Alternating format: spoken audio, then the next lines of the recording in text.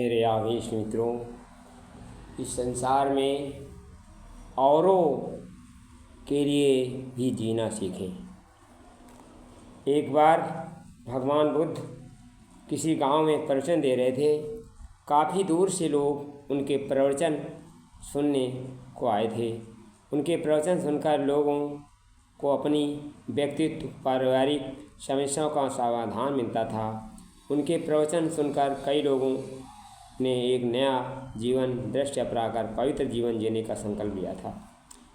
गांव की एक गली में एक गरीब व्यक्ति अपने छोटी सी कुटिया में रहता था।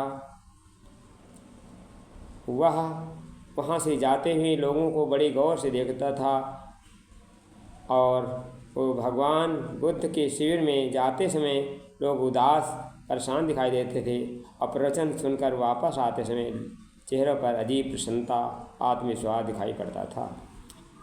लोगों को इस प्रकार भाव देखकर एक दिन उस गरीब व्यक्ति ने भगवान बुद्ध से मिलने का निश्चय किया। दूसरे दिन उस स्थल पर जाकर गरीब व्यक्ति अपनी बारी की प्रतीक्षा करने लगा, कब उसे भगवान बुद्ध से मिलने का, उनके दर्शन करने का, अपनी मन की बातें कहने का सौभाग्य प्राप्त होगा। अंततः उसका व्यक्ति का बारी आ गई। वह भी अब तथागत के सम्मुख खड़ा था। उन्हें नमन करते हुए कहा, बोला, महात्मन, ईश्वर ने सबको खुशियाँ दी है, धन दिया है, पर ईश्वर ने मुझे इतनी गरीबी दी है, दुख दर्द क्यों दिया है? मैंने ऐसा भला कौन सा पाप किया है जिसके कारण गरीबी दूसरों से भरा जीवन जीने के लिए विवश हूँ? उस व्यक्ति की गरीब व्यक्ति की बातें सुनकर भगवान बुद्ध बड़े ही करुणा भरे स्वर में बोले, बस क्या तुमने कभी किसी को कुछ दिया है? वह बड़े ही आश्चर्य से महात्मा बुद्ध की ओर देखकर बोला, प्रभु, भला मैं किसी को क्या दे सकता हूँ? मेरे पास किसी को देने के लिए है ही क्या? मैं तो स्वयं बड़ी मुश्किल से अपना जीवन, अपना परिवार का भरण पोषण करता हूँ। कई बार हमारे पूरे परिवार में भूखे पेट सोना पड़ता है। यह सुनकर भगवान बुद्ध बोले,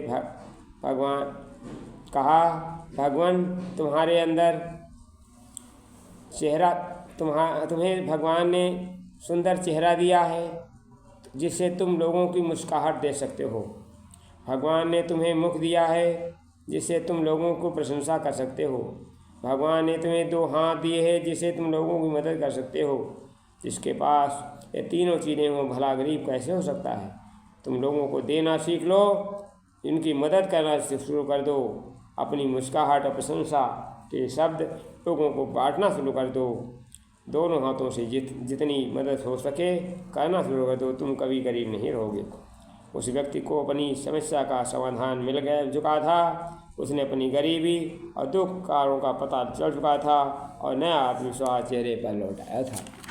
मित्रों, परम पूज्य गुरुदेव के अनुसार दूसरों को देने से व्यक्ति के अंदर देवत्व वृद्धि होती है। जो कुछ दूसरों को देता है प्रकृति उसे कई गुना अधिक वापस कर देती है। स्वयं के लिए पशु पक्षी भी अन्य प्राणी भी जी लेते हैं, पर मनुष्य विधाता की सर्वोत्तम कृति है। उसे जगत में रहते हुए अपनी सर्वोत्कृष्टता का परिचय आचरण देना चाहिए। इसी ने ठीक ही कहा है,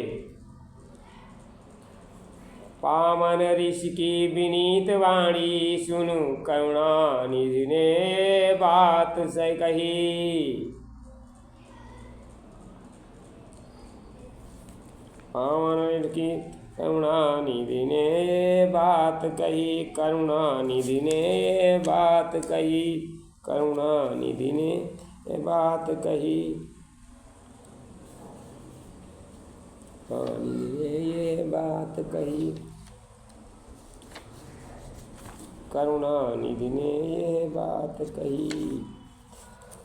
प्रियवर, इस सदगत दुर्गति का सदगति ये मनुज स्वयं निर्माता है तथ्य यही है, सत्य ही वो अपना भाग्य विधाता है। जो आत्मज्ञान को अपना कर आत्म पथ लेता है, पर पीड़ा में विचलित होता, पर सुख जिसको सुख देता है। वहाँ मनीषी ज्ञानी जन औरों को राह दिखाता है। पात्रता स्वयं विकसित कर वह स्वर्ग धरा पर लाता है। वही सच्चा सन्यासी है, उसका जीवन ही जीवन है। इतिहास के स्वर्णिम पक्षों में रहता उसका ही वर्णन है।